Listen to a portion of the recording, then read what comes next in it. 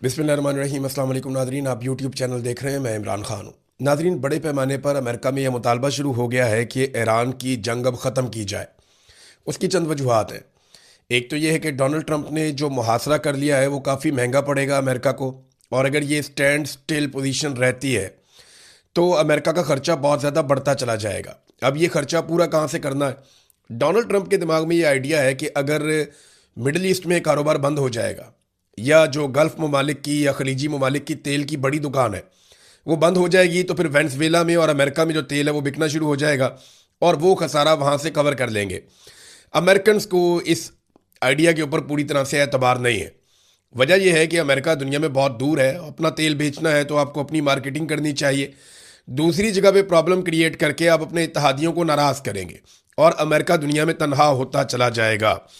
जंगबंदी के लिए कैलिफोर्निया के गवर्नर ने भी एक स्टेटमेंट दिया। उन्होंने कहा जी फौरी तौर पे जंग बंद की जाए। इसके अलावा जो है वो आपको पता है न्यूयॉर्क का मेयर है वो पहले ही खिलाफ है। फिर डेमोक्रेट जो सेनेटर हैं चक शूमर, उन्होंने भी मुतालबा किया है। यक के बाद दीगरे मुतालबात सामने आ रहे हैं। अमरीकी मीडिया इस जंग और जंग के नतीजे में होने वाले नुकसानात को ना सिर्फ बता रहा है बल्कि इस जंग की मुखालफत कर रहा है। एक और चीज़, ये जो मुहासरा अब डोनाल्ड ट्रंप ने किया ना, ये तका देने वाला मुहासरा होगा। और इतने बड़े पैमाने पर फौज को मिडल ईस्ट के अंदर रखना, फिर उनको वहाँ पे एक्टिव रखना, फिर मुहासरे को जारी रखना और फिर बड़ी बड़ी आलमी ताकतों के मफादात से टकराते रहना, ये अमेरिका के मफाद में कभी नहीं होगा। फिर डोनाल्ड ट्रंप ने एक और बात की कि अगर आबना हुर्मुज़ खुल भी जाती है तो 6 महीने हमें लग जाएंगे उसको क्लियर करते हुए, क्योंकि अमेरिका ये समझता है वहाँ पे बारूदी सुरंगें हैं। अब ये 6 महीने का टाइम भी वो इसलिए कर रहे हैं कि दुनिया में जितने भी बड़े बड़े ऑयल टैंकर्स हैं वो अब खलीजी ममालिक की तरफ जाने की बजाय खौफ की वजह से कि यहाँ पे हमारे टैंकर तबाह हो सकते हैं, वो अमेरिका की तरफ जाएं। वो वेनेजुएला से और अमेरिका से तेल लें जहाँ पे अमेरिकी कंपनियाँ काम कर रही हैं और इससे अमेरिका पैसा बनाए। डोनाल्ड ट्रंप एक मरतबा फिर अपनी दी हुई डेडलाइन से भाग गए। और देखें, कल मैंने आपको ये खबर दी थी अपने पिछले वीलॉग में, जो सुबह आपने वीलॉग सुना उसमें मैंने आपको ये बताया था कि इसराइली चैनल 12 ने यह दावा किया कि इसराइल को अमेरिका ने यह बताया है या वाइट हाउस ने यह आगाह किया है कि डोनाल्ड ट्रंप 3 से 5 दिन तक देखेंगे और एतवार तक की एक डेडलाइन है। लेकिन अभी डोनाल्ड ट्रंप ने कहा जी कोई डेडलाइन नहीं है, क्योंकि डोनाल्ड ट्रंप को एक बात समझ आ गई है गुज़िश्ता 24 घंटों में कि ईरान किसी किस्म की लचक नहीं दिखा रहा। इस हवाले से ईरानी सदर का एक स्टेटमेंट भी है, वो स्टेटमेंट भी आपके सामने रख देता हूँ कि वो किस तरीके से इन चीज़ों को देख रहे हैं और कैसे सख्त बयानात इस माहौल में भी दे रहे हैं। उनके वज़ीर ख़ारजा का स्टेटमेंट है, उनके मुज़ाकराती कमेटी के हेड कालीबाफ उनका भी स्टेटमेंट है, लेकिन सदर का स्टेटमेंट इस वक्त सबसे ज़्यादा इंपॉर्टेंट है। तो डोनाल्ड ट्रंप ने डेडलाइन फिर ख़त्म कर दी। उनको आइडिया है कि डेडलाइन जब ख़त्म होती है तो मेरी बहुत बेइज्जती होती है, क्योंकि देखे ना, एक डेडलाइन दी डोनाल्ड ट्रंप ने 2 दिन की, फिर एक और डेडलाइन दी 5 दिन की, 6 दिन की, फिर एक और डेडलाइन दी 2 हफ्ते की, फिर एक और डेडलाइन दी जनाब कि मैं मज़ीद डेडलाइन दे रहा हूँ। और अब जनाब डोनाल्ड ट्रंप ने फिर खुद से एक और डेडलाइन दे दी है कि जनाब मुझे तो पाकिस्तान ने कहा था तो मैंने ये डेडलाइन दे दी है। तो पाकिस्तान का क्या है? शहबाज शरीफ का तो आप लोग सब जानते हैं, उनको डोनाल्ड ट्रंप कहता रहेगा और वो रिक्वेस्ट करते रहेंगे और डोनाल्ड ट्रंप डेडलाइन बढ़ाता जाएगा। ना इससे ईरान के ऊपर कोई फ़र्क पड़ेगा, ना दुनिया के ऊपर कोई फ़र्क पड़ेगा, ना इससे जंगबंदी होगी। बहरहाल डोनाल्ड ट्रंप ने कहा 3 या 5 दिन की बातें गलत हैं, कोई डेडलाइन मेरी तरफ से नहीं है, ताकि जो 3 या 5 दिन के बाद शर्मिंदगी होनी है वो शर्मिंदगी से पहले ही बचा जा सके। अमेरिका के अंदर इख्तलाफात बढ़ते चले जा रहे हैं।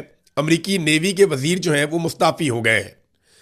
ये अब छोटी चीज़ें नहीं हैं, लगातार ऐसा हो रहा है अमेरिका में। अमरीकी नेवी के वजीर अचानक अपने ओहदे से मुस्ताफ़ी हो गए, और ये सिर्फ नेवी के वजीर नहीं है बल्कि बहुत बड़ी तादाद में अमरीकी फ़ौज की कमांड भी इनके पास है। ये ज़िम्मेदार हैं अमरीकी फोर्सेस के लिए, उनकी नेवी के लिए, उनके सील्स के लिए। और इन्होंने अचानक से जनाब इस्तीफ़ा दे दिया। इससे पहले भी 1-2 बड़े इस्तीफ़े आ चुके हैं। तो डोनाल्ड ट्रंप के ऊपर दबाव इन चीज़ों से बढ़ रहा है, क्योंकि इस वक्त नेवी का इस्तेमाल किया जा रहा है। ऐसे माहौल में अमरीकी नेवी के वजीर का इस्तीफ़ा आ जाना, इससे पहले आर्मी चीफ को फारग कर दिया जाना और मुख्तलिफ इस तरह की चीज़ें जो है वो ये बता रही हैं कि ईरान में इख्तलाफात उससे शदीद नौयत के नहीं हैं। हालांकि उनके ऊपर बहुत तबाही हुई है, जितने शदीद नौयत के इख्तलाफात जो हैं वो अमेरिका में पैदा हो चुके हैं। ईरानी सदर का स्टेटमेंट मैं आपको बता रहा था। ईरानी सदर ने कहा है जी कि हकीकी मुज़ाकरात में बुनियादी रुकावटें वादों की खिलाफ वर्जी है, नाकाबंदी और धमकियां हैं। देखिए, जब पाकिस्तान के फील्ड मार्शल गए थे ना ईरान में, तो उस वक्त ईरान ने कुछ मुतालबात किए थे जो बड़ी जायज़ मुतालबात थे, और फील्ड मार्शल ने कहा जी मैंने अमेरिका से बात कर ली है और उन्होंने अमेरिका से बात करके ईरान को यकीन दहानी करवाई थी कि ये चीज़ें हो जाएंगी। जबकि अमेरिका ने जो मुतालबात किए थे उस पर फील्ड मार्शल ने ईरान ने जो जो चीज़ें तस्लीम की वो अमेरिका को बता दी थी। अब उस बुनियाद पे मुज़ाकरात शुरू होने थे, पहले वीकेंड पे, फिर मंडे को, फिर ट्यूसडे को बताया गया कि ये मुज़ाकरात इस्लामाबाद में होने जा रहे हैं, जो अभी तक मुज़ाकरात शुरू नहीं हो पाए। तो फील्ड मार्शल ने जो चीज़ें ईरान को बताई वो पूरी नहीं हुई। अब यहाँ पे एक बदएतमादी पैदा हो गई है। अमेरिकन कहते हैं कि हम ये चीज़ें कभी मानते ही नहीं है। अब बीच में कुछ ऐसे लोग हैं जो ये प्रोपेगेंडा भी कर रहे हैं कि फील्ड मार्शल ने ईरान के साथ गलत बयानी की या उन्हें वो चीज़ें बताई जो अमेरिकन ने उन्हें नहीं बताई थी।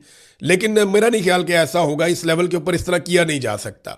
ये डोनाल्ड ट्रंप एक दिन में 4-4, 6-6 बयानात बदल लेता है, तो उससे आप कुछ भी तवक्को कर सकते हैं। मिसाल के तौर पे वो जो ख़वातीन वाला मामला डोनाल्ड ट्रंप ने उठाया था वो बहुत अजीबोगरीब मामला है। यानी ये अब तो उनकी अदलिया का भी स्टेटमेंट आ गया, जो ईरान की अदलिया है वहाँ से भी स्टेटमेंट आ गया है इस मामले को लेकर। यानी 8 ख़वातीन पे डोनाल्ड ट्रंप ने कहा जी कि पहले उन्हें फांसी होने वाली है और उन्हें लटकाया जाने वाला है। ख़वातीन की उन्होंने तस्वीरें भी लगा दी। उन ख़वातीन को कोई जानता भी नहीं है। हम ढूंढ ढूंढ के थक गए कि केस चल रहा हो इस शक्ल की खातून के ऊपर या कोई इस तरह का मामला हो, कुछ मिला ही नहीं। फिर ट्रंप ने कहा जी मेरी दरख्वास्त है कि ईरान इनको फांसी पे ना लगाए, और बाद में ट्रंप ने खुद ही कह दिया जी आज रात को इन 8 ख़वातीन को फांसी होनी थी, जो फांसी मेरे कहने पर ईरान ने मुलतवी कर दी है, और उनमें से 4 ख़वातीन को अभी छोड़ दिया जाएगा और बाकी 4 ख़वातीन को 1 महीने के बाद छोड़ दिया जाएगा। मैं जनाब ईरान का बड़ा एहतराम करता हूँ कि उन्होंने मेरा एहतराम किया और मैं इस बात को याद रखूंगा। इस किस्म की बातें डोनाल्ड ट्रंप ने कर दी। अब ईरानी अदलिया पे ये मामला आया, तो ईरानी अदलिया ने 8 ख़वातीन की सजाए मौत से मुताल्लिक ट्रंप के दावे को झूठा करार दे दिया। ईरानी मीडिया ने ईरानी अदलिया का हवाला देते हुए बताया कि मैदान में ट्रंप के खाली हाथों ने उन्हें झूठी खबरों का और उनसे कामयाबियां घड़ने पर मजबूर कर दिया है। जिन ख़वातीन की बात डोनाल्ड ट्रंप कर रहे हैं इनको कभी सजाए मौत सुनाई ही नहीं गई। अमरीकी सदर ने इन 8 ख़वातीन से मुताल्लिक गुज़िश्ता रोज़ भी झूठा बयान दिया था। आज ट्रंप ने कहा कि इनके मुतालबे पर ईरान में इन ख़वातीन को फांसी की सज़ा मनसूख कर दी गई है। ईरानी मीडिया के मुताबिक गुज़िश्ता रोज़ ट्रंप ने बयान दिया था कि अमन मुज़ाकरात से पहले ईरान इन ख़वातीन को रिहा करे। अच्छा, ये तो डोनाल्ड ट्रंप ने अपने ट्रुथ सोशल पे ही कहा था और ये सारा रिकॉर्ड का हिस्सा है। जबकि जो ईरानी एम्बेसियाँ हैं दुनिया भर में वो ये कैटेगोरिकली कह रही हैं कि डोनाल्ड ट्रंप ने आर्टिफिशियल इंटेलिजेंस की ख़वातीन की जान बचा ली, AI ख़वातीन की जान बचाई। इसका हकीकत से कोई ताल्लुक नहीं है। नाज़रीन, ट्रंप की इस किस्म की कार्रवाइयाँ और बड़े सख्त किस्म के बयानात, कभी ईरान के बारे में सिविलाइजेशन मिटा देने की बात, कभी पूरे मुल्क को धमाके से उड़ा देने की बात, कभी ग्रीनलैंड पे कब्जा करने की बात, कभी यूरोप को धमकियाँ, कभी नेटो को धमकियाँ, इन चीज़ों की वजह से अमेरिका का जो तशख़्ख़ुस है वो बहुत बुरी तरह तब्दील हो गया है। मिसाल के तौर पे ये यूरोप से एक सर्वे आया है और यूरोपी अवाम ने अमेरिका को चीन से बड़ा ख़तरा करार दे दिया है। अब ये कैसे हो गया? यूरोप में किए गए एक हालिया सर्वे में इंकशाफ हुआ है कि अमरीकी सदर डोनाल्ड ट्रंप के यूरोप मुखालिफ बयानात के बाद यूरोपी अवाम के ख्यालात में बहुत बड़े पैमाने पर तब्दीली आ गई है। एक बड़ी तादाद अब अमरीका को चीन के मुकाबले में ज़्यादा बड़ा ख़तरा समझती है। 36% यूरोपी ममालिक में रहने वाले लोग ये समझते हैं कि अमेरिका यूरोप के लिए बड़ा ख़तरा है, जबकि 29% ये समझते हैं कि चाइना यूरोप के लिए बड़ा ख़तरा है। हालांकि माजी में रशिया और चाइना को बड़ा ख़तरा समझा जाता था, लेकिन अब बड़ा ख़तरा अमेरिका को समझा जा रहा है। ये अमेरिका ने अचीव किया गुज़िश्ता सिर्फ चंद महीनों में। डोनाल्ड ट्रंप ने बड़ी रफ्तार से ये काम दिखाया। अच्छा, इसमें हम कुछ कैरेक्टर्स को भूल नहीं सकते। इनमें एक किरदार तो पेड्रो का है, जो स्पेन के वज़ीर आज़म है। ये बहुत दलेर आदमी है, बड़ा खुलकर बात करता है और सही बात करता है, टका कर बात करता है, तो बड़ा मकबूल भी है। और फिर इसके बाद मैक्रोन को इसके रास्ते पे चलना पड़ा, दीगर रहनुमाओं को इसके रास्ते पे चलना पड़ा, क्योंकि यूरोप में ये बहुत मकबूल हो गया। फिर जॉर्जिया मेलोनी, आपको याद होगा वो खातून जब शहबाज शरीफ साहब सलूटे मार मार के डोनाल्ड ट्रंप की अंधाधुंध तारीफें कर रहे थे, उस वक्त एक खातून पीछे मुंह पर हाथ रख कर खड़ी थी, जॉर्जिया मेलोनी। वो वहाँ पर तो चुप करके खड़ी थी हाथ मुंह पर रख के, लेकिन जब आप उन्हें बोलते हुए सुने तो आपको आइडिया होता है कि ये कितनी बड़ी लीडर है और कितना ज़बरदस्त तरीके से बोलती है। वो खातून ने भी एक रोल प्ले किया।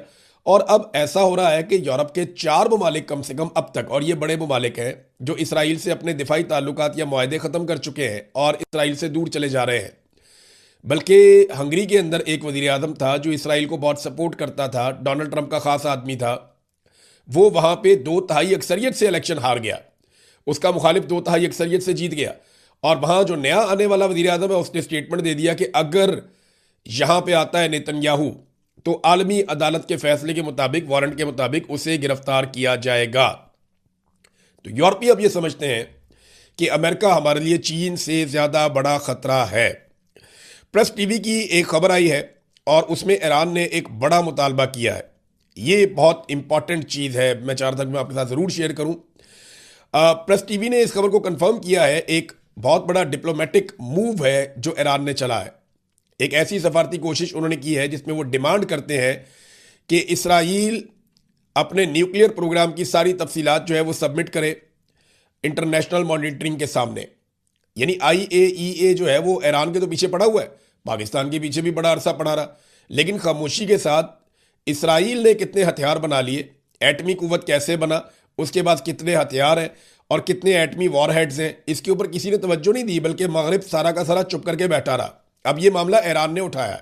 अगर इस मामले के ऊपर रशिया, चाइना, यूरोपीय ममालिक मिलकर बात करते हैं, पाकिस्तान को भी इस पर बात करनी चाहिए, तो फिर पूरी दुनिया में रोला पड़ेगा कि इसराइल के पास एटमी हथियार नहीं होने चाहिए। क्योंकि देखें, सबके ऊपर हमला जो कर रहा है वो इसराइल कर रहा है। अभी अटैक करने का इस वक्त, कुछ अर्सा पहले आपको याद होगा कतर के ऊपर भी इन्होंने बम मार दिए थे।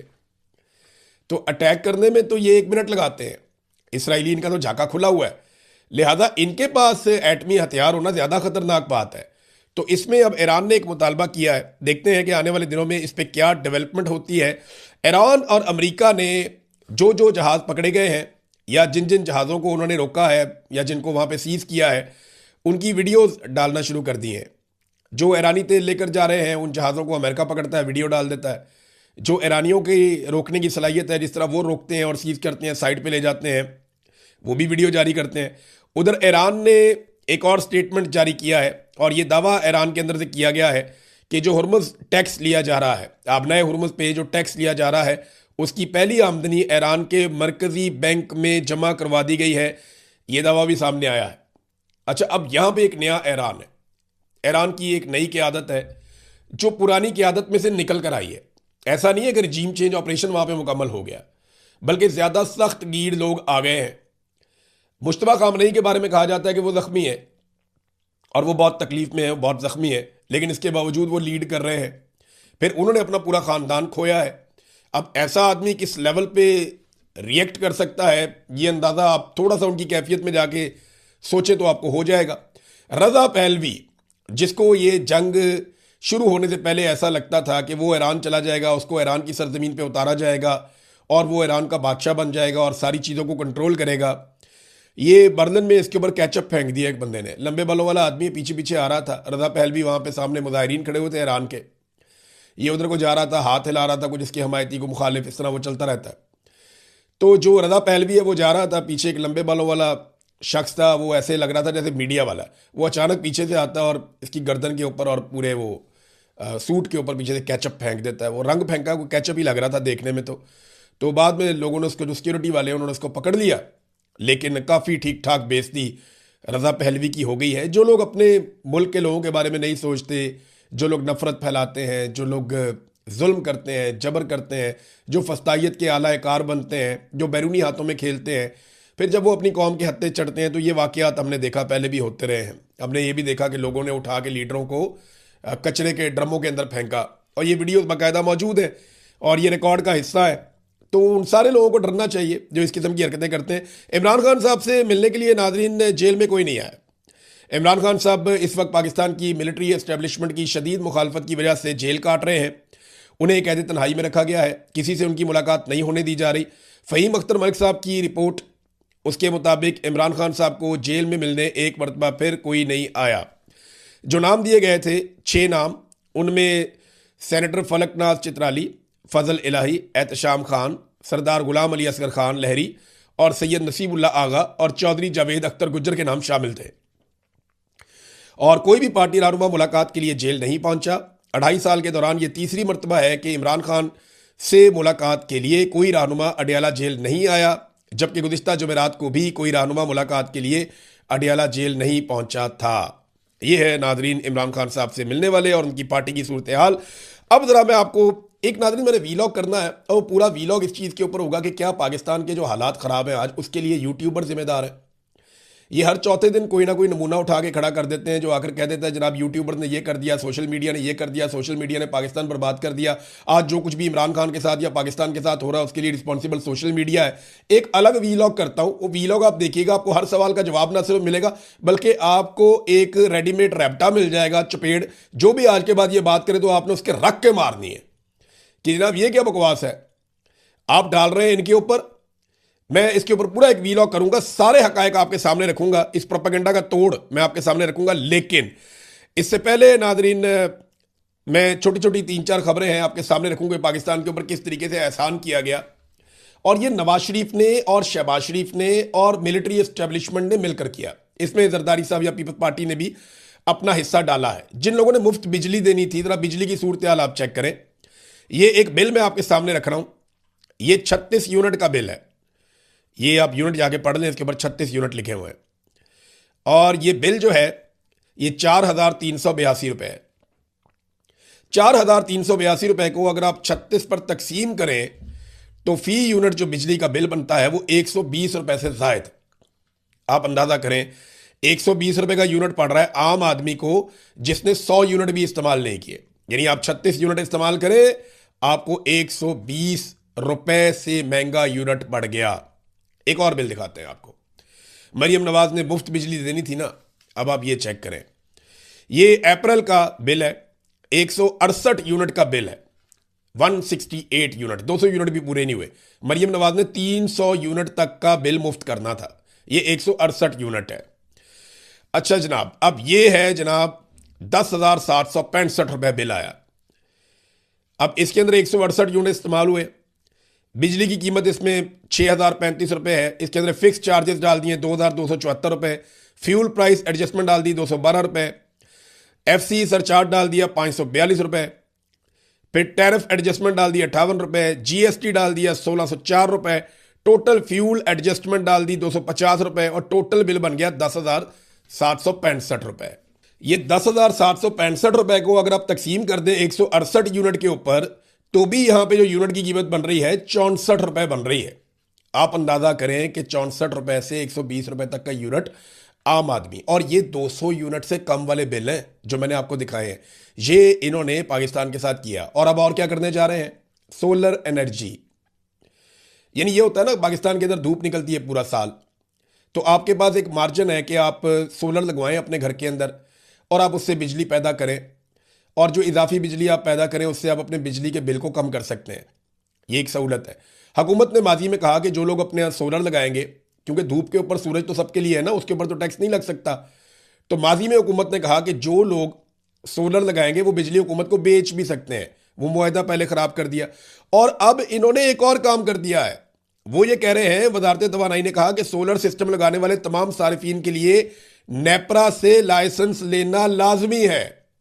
यानी अब अगर आपने अपने घर के ऊपर सोलर लगाना है, या अपने फार्म हाउस पे या अपनी झोंपड़ी पे या अपनी झुग्गी पे, किसी जगह पे भी अगर आपने अपना सोलर लगाना है तो आपको पहले नेपरा से परमिशन लेनी पड़ेगी और आपको एक नए टैक्स नेट में आना पड़ेगा ताकि आप हुकूमत को पैसा दें।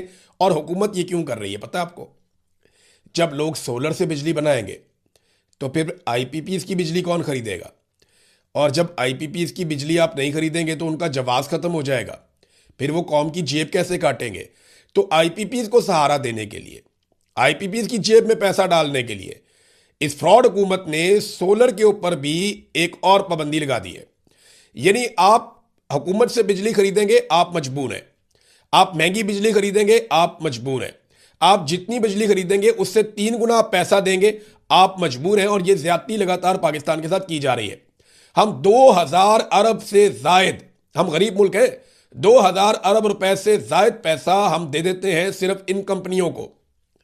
सिर्फ इन कंपनियों को हम ये पैसा दे देते हैं आईपीपीज को, क्योंकि नवाज शरीफ और शहबाज शरीफ ने और मिलिट्री एस्टेब्लिशमेंट ने इनके साथ मुआहदे कर रखे थे और इनके फ्रंटमैनों के ये सारे के सारे मंसूबे हैं।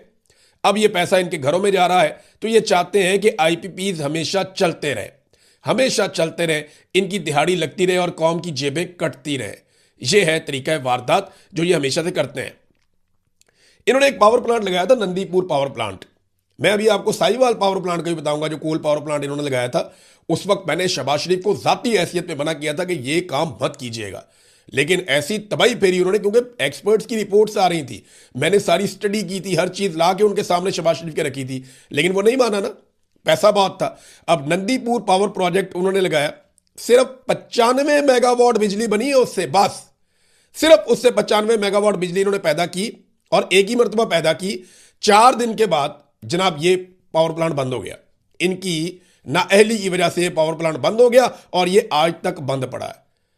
अपनी जान बचाने के लिए इन्होंने इसके रिकॉर्ड को आग लगा दी, और जो इसका इंचार्ज था उसको सदारती अवार्ड भी दे दिया। अंदाजा करें आप, ये है नाजरीन इनका काम। इन्होंने कौम को, मुल्क को ऐसे लूटा है कि जैसे कोई डाकू भी नहीं लूटता, जो इन्होंने इस मुल्क के साथ कर दिया। नेक्स्ट व्लॉग में और कुछ चीज़ें आपको बताऊंगा। अब तक के लिए इतनी, अपना ख्याल रखिएगा, अपने चैनल का भी। अल्लाह हाफिज़।